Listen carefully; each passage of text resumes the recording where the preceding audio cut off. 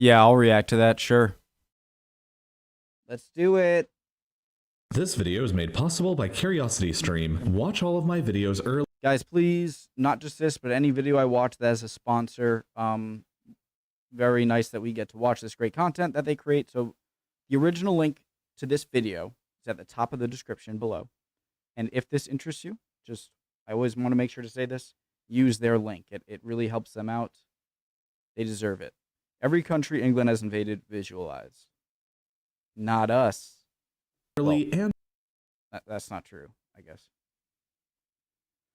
That was a joke. ad-free, or watch my upcoming original series exclusively on Nebula, which you can get access to for $15 a year through the bundled deal at Throw your phone away. curiositystream.com/real-life-lore. For a good chunk of the past few centuries, this music was the final boss music played for people across the entire world. The English Final boss music. and later the British have been responsible for invading and conquering more countries and people than any other nation in human history. And honestly, it's startling just how many places they've been to. In this video, I'm going to do my best at attempting to visualize all of Britain's invasions and conquests for you, continent by continent, in as brief a time as possible. So let's begin with the closest continent to Britain, Europe. Ireland was the first target of British conquests and was invaded as early as 1169. Within 400 years of gradual conquests, the entire island was ruled by the British and remained that way until most of it was granted independence in 1921. Historically, France has probably been invaded by the English more times than any other country in the world. Just take a look at this huge list of invasions. There's not even enough time to talk about a third of these, and for a time, all of this territory inside of modern France was directly controlled by the English, with Calais being the final piece that fell in 1557. Well, except for that time when the British took over Corsica for a couple years. The British continue to invade Spain by the millions every winter.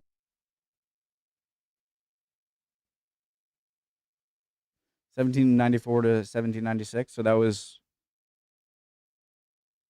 like the early stages before the Napoleonic Wars. For a couple years. The British continue to invade Spain by the millions every winter, but in the past, they've come with a lot less friendly intentions. English and later British soldiers invaded under the Black Prince in 1367 and continued on through the first, second, third, and fourth raids on Cadiz, and that time when the British took over Gibraltar and Minorca. They gave Minorca back, but decided on keeping Gibraltar forever. In recent history, the British have invaded Belgium in order to support the Belgians, but that wasn't always the case. They conducted two pretty large-scale invasions of... So despite not being a Mediterranean country, even close to the Mediterranean really, the English at a time controlled both the entrance at Gibraltar from the Atlantic into the Mediterranean and from the Red Sea into the Mediterranean with the Suez Canal. So all of any trade and ships that had to go through to get into the Mediterranean from outside the Mediterranean, no matter what, you had to pass through or past British forces, which is crazy. Shows you just how, like the fact that they're off of mainland Europe, so a land army has to cross the channel to even have a land invasion, which is difficult, and then they have the most powerful navy in the world by far, and then so you have to contend with that to get through, and it's so difficult, and then with that strong, huge navy, you can go around the world and control trade routes and, show up at some, and threaten bombardment and just, OP, I guess is the word.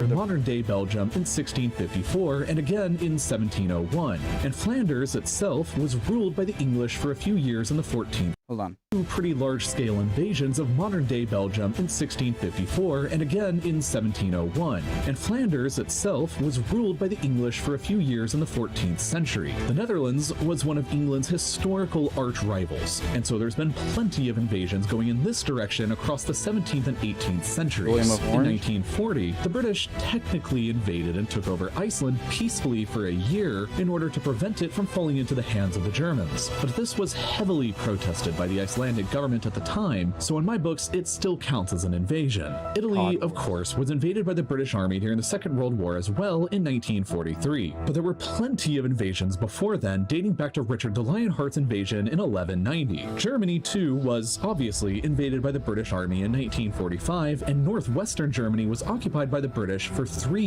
years until 1948. But a lot of German territory was ruled by Britain long before then. The islands of Heligoland were British for most of the 19th century, and the Kingdom of Hanover was effectively ruled under a personal union for over a century between 1714 and 1837. Austria was also invaded in 1945, and the southwest of the country was occupied for a decade. Norway was invaded in 1810 and 1812 during the Napoleonic Wars when it was a part of Denmark-Norway because Denmark was aligned to France, so obviously Denmark was invaded during that time as well. Finland, Estonia, and Latvia were all briefly invaded.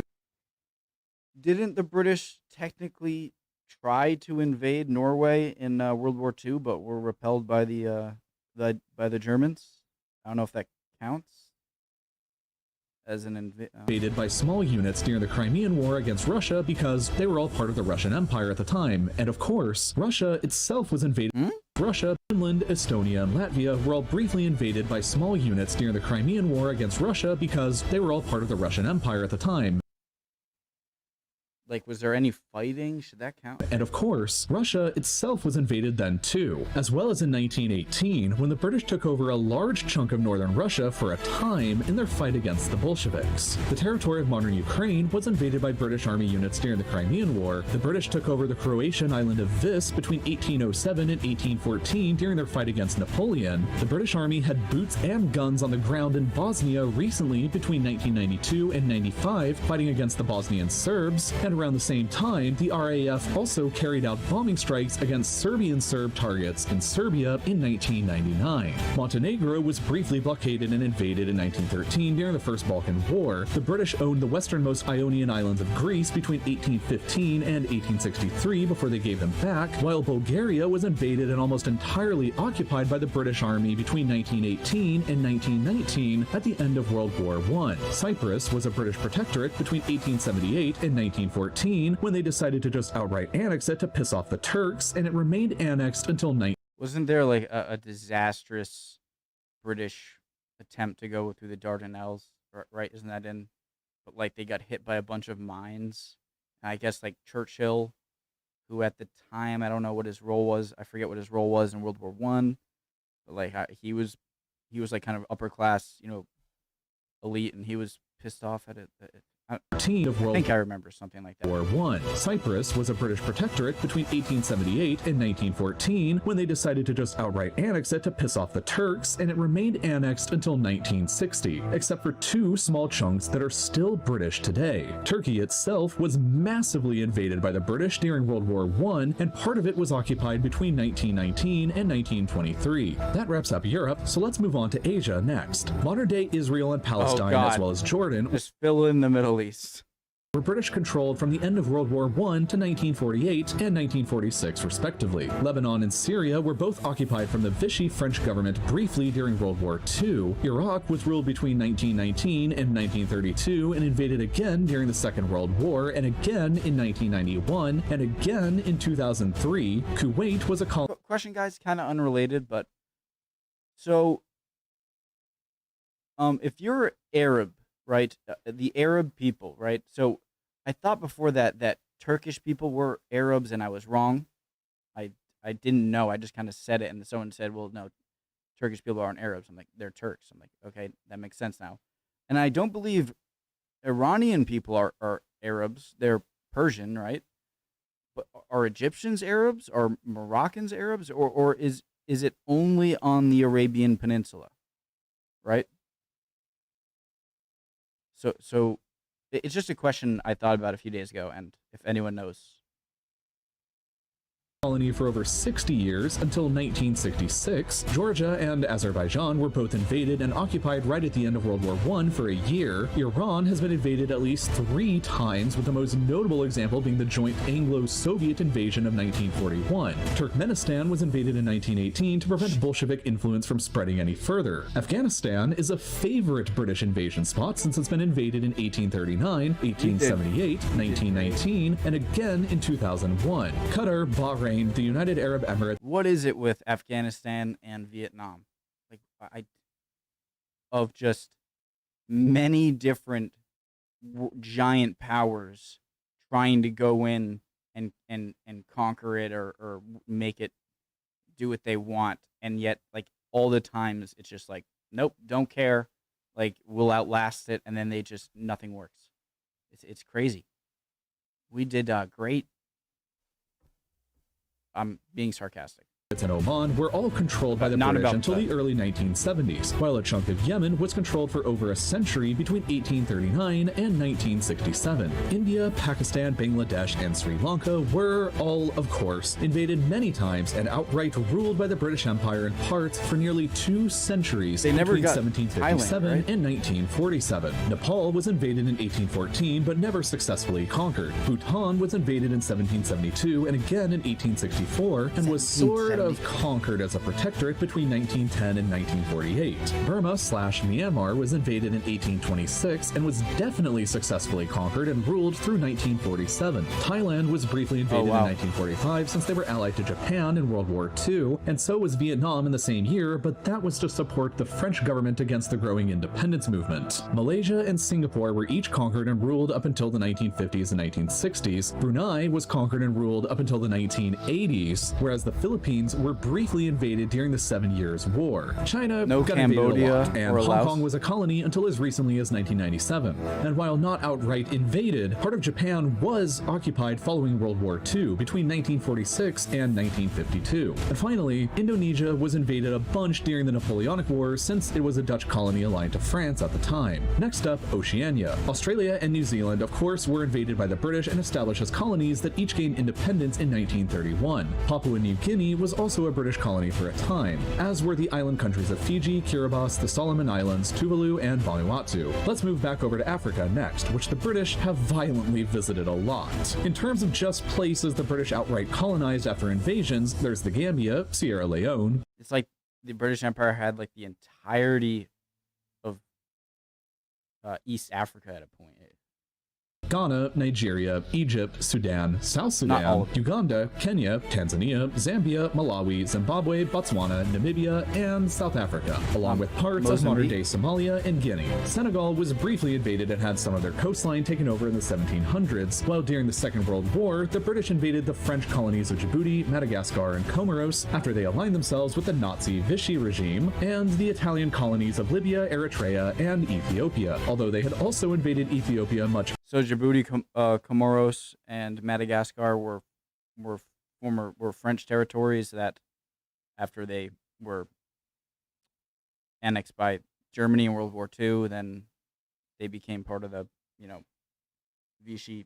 I'm kind of repeating what he said. I'm just trying to. I guess I was trying to sound smart and it failed.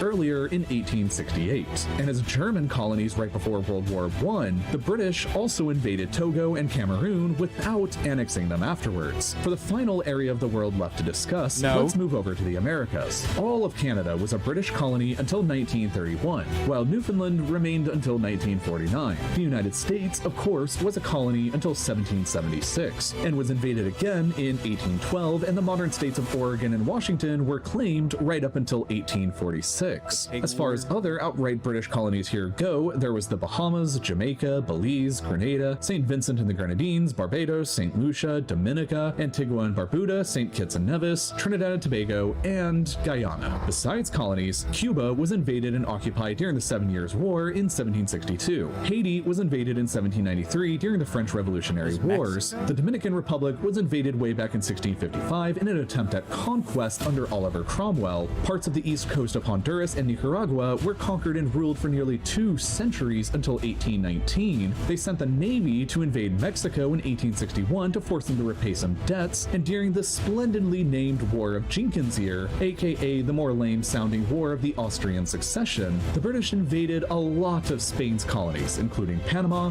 a huge one into Colombia, and ultimately Peru. In 1796, the British took over Suriname because it was a Dutch colony, and they were allied with the revolutionary French and later Napoleon. They also invaded Martinique and Guadeloupe because they actually were French. Wait, so why aren't these filled in red? So they weren't technically... During the Napoleonic Wars. Venezuela was invaded in 1902 as part of the so-called Venezuela crisis to force the country to repay some debts they had defaulted on, kind of like Mexico, while Argentina and Uruguay were both invaded during the Napoleonic Wars as well in 1806 when Spain and her colonies were still allied with Napoleon. And that pretty much sums up all of the territory the British...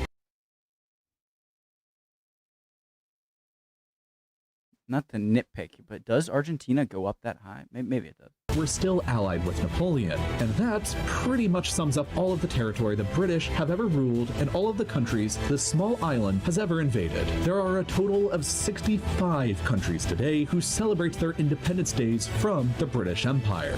The Empire used to rule over a quarter of all the world's land at the same time and was the biggest empire in human history. And in total, today, there have been 117 modern countries that have been aggressively invaded by the British Armed Forces during some point in their histories, representing a total of 60% of all the world's nations, which is almost the same number of countries that you can watch this video in. YouTube is available in 130 countries now, or about 2/3 of them, but the algorithm that YouTube uses won't always work the way you think or want it to. It determines which videos succeed, which ones don't, and which ones you end up seeing recommended, but it doesn't always line up with the kinds of videos I'm producing here that I think you guys will end up enjoying watching. So that's why a big group of my educational creator friends and I joined forces to create Nebula, our own video streaming platform where none of us have to worry about things like demonetization, video length, or algorithms, which means we can all be entirely focused on simply creating awesome content that you'll enjoy watching. Stay tuned all of for my real life lore videos go up at least 24 hours early before they do here on YouTube, and all without any kinds of ads or sponsorships. Plus, there's fantastic Nebula originals like Money, a game show hosted by Tom Scott and featuring a bunch of my creator friends in a series of psychological experiments that test their willingness to work together, and my upcoming series Ghost Towns, featuring various abandoned places from around the world, all of which you can only get on Nebula. The best way to get access to Nebula is with the Curiosity Stream bundle. Curiosity Stream is, of course, a spectacular streaming service with thousands of top-quality documentaries on every subject you can imagine, from history to nature to science and more. And they've partnered with us at Nebula to offer a fantastic deal. When you sign up for Curiosity Stream, you'll also get a free annual subscription to Nebula, and right now, it's only $15 for an entire year, which is about the same as a month for most other streaming services. You can get that bundle by clicking the link in the description or by going to curiositystream.com/real-life-lore. And as always, thank you for watching. Thank you for making, sir, or everyone over there. So, I think that the reason the UK, and yeah, people are going to be in the comments of like, yeah, like how brutal they were. I don't think calling individual, I think that this is how humans are going to act given their butterfly effect thingy. Just, I get it. I know, just, okay. What I think is that they have a strong navy, obviously, extremely strong navy. So, but, you know, France had a pretty strong navy. Spain had I don't know enough about the Spanish Empire in their heyday, you know, like before France and Britain were, you know, on the same level, or before France and Britain kind of overtook them in power. I think they were connected to the Habsburgs, or who wasn't connected to the Habsburgs. But the thing is that, yeah, you can have a great navy, but you also have a land border that can be crossed by a great land army, right? So the UK doesn't have that land border. You have to cross. And I think that the size of the country works for them. I don't think that making, like, if the UK was a larger island, I think it would be less protected and less defendable because then, like, you have so many places that might be more remote and that you can't always monitor. Like a place like Australia, for instance. Where is it? Where's Australia? Right there. Like, say Australia was Great Britain, like the massive navy. Well, yeah, they'd be able to defend it, but there's such a large amount of area that I think they could maybe get a large army on there. And if you don't have a sufficient land army, then, what is your navy going to be able to do except, I mean, cut it off, I suppose. So, anyways, obviously it is overpowered, having a super strong navy. And what are you gonna do? Like, it's a boat. It's something that can do hit and run tactics, right? And completely stop trade and starve people out. And I think that is an insane weapon that they had a pretty much a monopoly on. The French obviously had a great navy during the Napoleonic Wars, but yeah, it's a cool video. I thought it sounded more profound in my head than honestly it was. COD Wars. Um, Really cool video. They've been everywhere. I'm speaking English right now. Probably a sign. But there were plenty. Jeez, I need coffee or something. Interesting video. Can't wait to see your comments. Love y'all. Catch you guys next time, all right? Bye, guys.